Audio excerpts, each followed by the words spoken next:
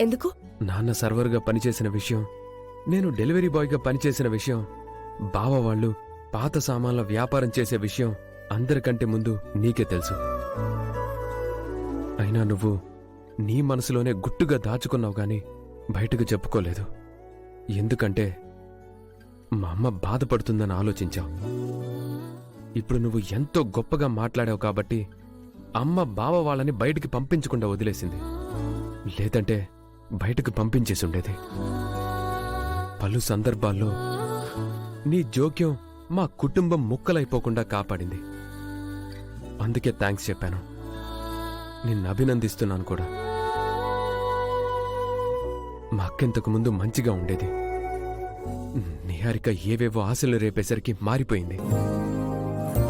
ఆ నిహారికను అంత నమ్మినా నిహారిక మాత్రం అక్కకు వెన్నుపోటు పొడవాలనుకుంది.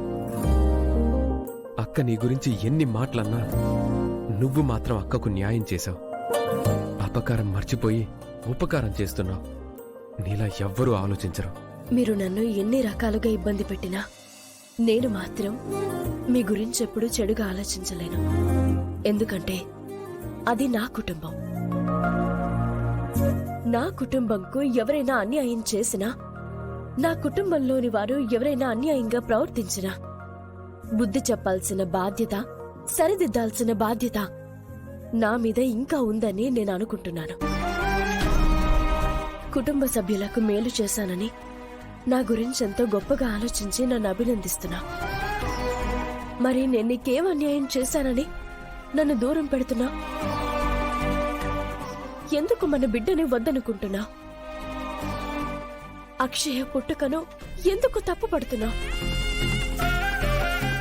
కులకర్ణి స్వామివారు చెప్పినవన్నీ సత్యాలని నమ్మాం. ఆయన పరమపదించిన తరువాత ఆయన తమ్ముడు సిద్ధేశ్వర స్వామివారు చెప్పినవన్నీ వాస్తవాలని నమ్మాం. మన ఇంట్లో జరిగే ఏ సంఘటనకైనా ఆధారాలు తాళపత్ర గ్రంథాలు. అక్షయ పుట్టుకలో తప్పుంటే అక్షయ కారణ జన్మరాలని సిద్ధేశ్వర స్వామి ఎందుకు చెప్తారు?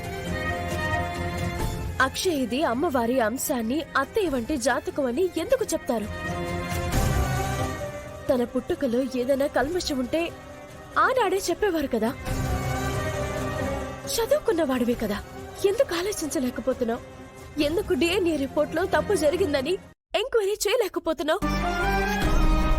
ఒక తల్లి దగ్గర నుంచి ఏది దూరం చేసినా తట్టుకోగలుగుతుంది. బిడ్డని దూరం చేస్తే తట్టుకోలేదు. అనుక్షణం అక్షయ నా కళ్ళ ముందు తిరుగుతున్నట్టు అనిపిస్తుంది.